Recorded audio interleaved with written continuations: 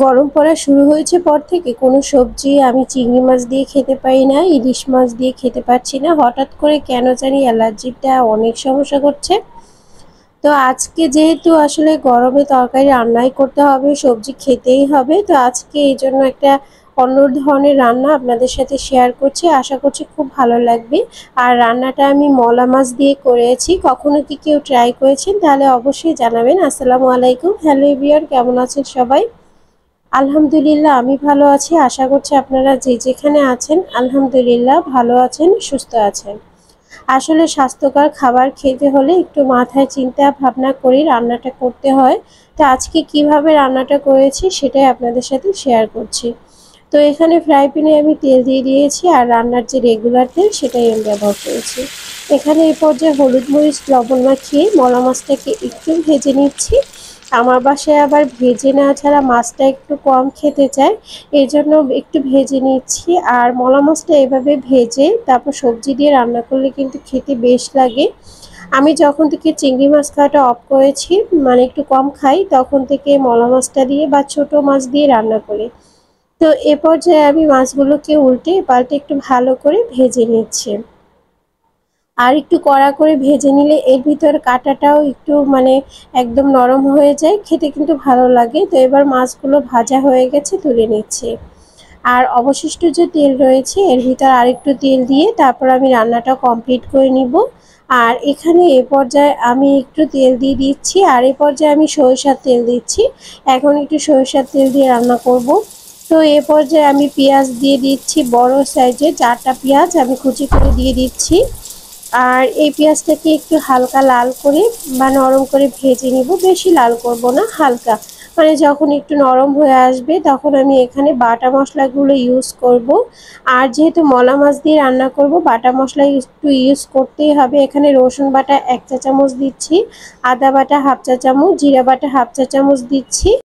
আর এবার আমি গুঁড়ো মশলাগুলো দিব। আর গুঁড়ো মশলা হিসেবে এখানে হলুদের গুঁড়া 1/2 চা চামচ, আর লাল মরিচের গুঁড়া দিয়ে দিব, আর লবণ দিয়ে দিব এখানে 2 চা চামচ। লবণটা আপনাদের সবজির পরিমাণ অনুযায়ী তারপর নেবেন আপনারা। আর এখানে লাল মরিচের গুঁড়া 1/2 চা চামচ দিয়ে দিচ্ছি। এখন আমি সামান্য পানি দিয়ে মশলাটাকে একটু ভালো করে কষিয়ে নিব। মশলা যত ভালোভাবে কষানো হবে রান্নাটা খেতেও কিন্তু ততটা ভালো লাগবে।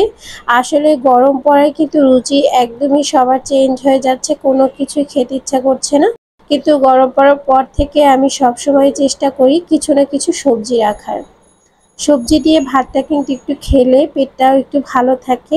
আসলে লাউ তরকারিকে কিন্তু ঠান্ডা তরকারি বলা হয়, এটা শরীরের জন্য খুবই ভালো। তো একটু টক ভাব নিয়ে আসার জন্য এখানে কাঁচা পাকা টমেটো 2টা তারপর কিউব করে কেটে আমি দিয়ে দিচ্ছি।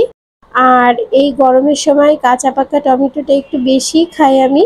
আর সবজির ভিতরে আমি একটু ইউজ করি, আমার কাছে খুব ভালো লাগে। এই পর্যায়ে লাউ দিয়ে দিচ্ছি, কেটে রাখা লাউ। এখন ভালো করে একটু নেড়ে চেড়ে তারপর কষিয়ে নেব।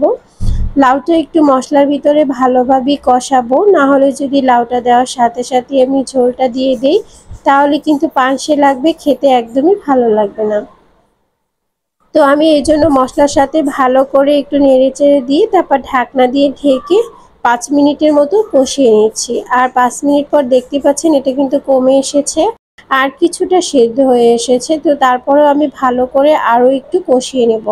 যখন দেখব মশলাটা একদম শুকিয়ে আসছে, তো এখন এ পর্যায়ে গরম পানি দিয়ে দিচ্ছি। আমি একদম ফুটন্ত গরম পানি ইউজ করছি, যাতে করে রান্নাটা খুব তাড়াতাড়ি হয় আর এর টেস্টটাও বজায় থাকে।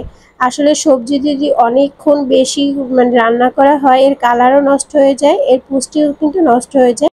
এজন্য একটু সুন্দর করে এটা রান্না করতে হবে, যাতে এর ভিতরে তাড়াতাড়ি সিদ্ধ হয়ে যায়, তারপরে কালারটাও যাতে সুন্দর থাকে। তো এ পর্যায়ে আমি পানি দিয়েছি, আর গরম পানি দেওয়ার কারণে তাড়াতাড়ি ফুটে এসেছে। এখন ভেজে রাখা মলা মাছগুলো আমি দিয়ে দিচ্ছি। আর অনেক বেশি পরিমাণ মাছ নেইনি, যেহেতু দুজনের জন্য রান্না করছি তাই অল্প করেই করছি। তো এই পর্যায়ে আমি নেড়ে চেড়ে দিচ্ছি ভালো করে। আর এখন আমি ভালো করে জাল করে নিব। পানির পরিমাণ কিন্তু আমি বেশি দেইনি, ঢাকনা দিয়ে ঢেকে 5 মিনিট রান্না করে নিয়েছি। এখন 5 থেকে 7 মিনিট পর এটাকে নেড়ে চেড়ে দিচ্ছি, আর পানিটা কিন্তু একদমই শুকিয়ে এসেছে। যেহেতু লাউটা একটু ঝোল ঝোল খেতেই ভালো লাগে, তো আমি একটু পানি রেখে দিব। তো তো এ পর্যায়ে আমি ধনিয়া পাতা দিয়ে দিচ্ছি এর স্বাদটা আরও বাড়িয়ে দেওয়ার জন্য। যারা ধনিয়া পাতাটা পছন্দ করেন না তারা চাইলে কিন্তু স্কিপ করতে পারেন, কোনো সমস্যা নেই। তো এ পর্যায়ে ভালো করে ফুটিয়ে নিচ্ছে। আর এখন আমি আর ঢাকনা দিব না। এখন যদি ঢাকনা দেই তাহলে ধনিয়া পাতার কালারটা কিন্তু একদম নষ্ট হয়ে যাবে, সবুজ ভাবটা চলে যাবে। এজন্য আমি এখন আর ঢাকনাটা ব্যবহার করব না। এখন একটু নেড়ে চেড়ে হালকা 2 থেকে 3 মিনিটের মতো রান্না করে তারপর আমি এটাকে উঠিয়ে নেব। আর এই পর্যায়ে কিন্তু রান্নাটা কমপ্লিট হয়ে গেছে, চুলাটা অফ করে দিয়েছি। তো এখন একটা মাটির পাত্রে আমি সার্ভ করে নিচ্ছি। কেমন লাগছে আজকের রেসিপি অবশ্যই কমেন্ট সেকশনে জানাবেন। ভালো লাগলে লাইক শেয়ার কমেন্ট করবেন। যারা ফেসবুক থেকে দেখছেন তারা পেজটি ফলো দিয়ে রাখতে পারেন, যারা ইউটিউব থেকে দেখছেন তারা চ্যানেলটি সাবস্ক্রাইব করতে পারেন। তো নেক্সট ভিডিও দেখার আমন্ত্রণ জানিয়ে আজকে এখানেই বিদায় নিচ্ছি। সবাই ভালো থাকবেন, সুস্থ থাকবেন। আল্লাহ হাফেজ।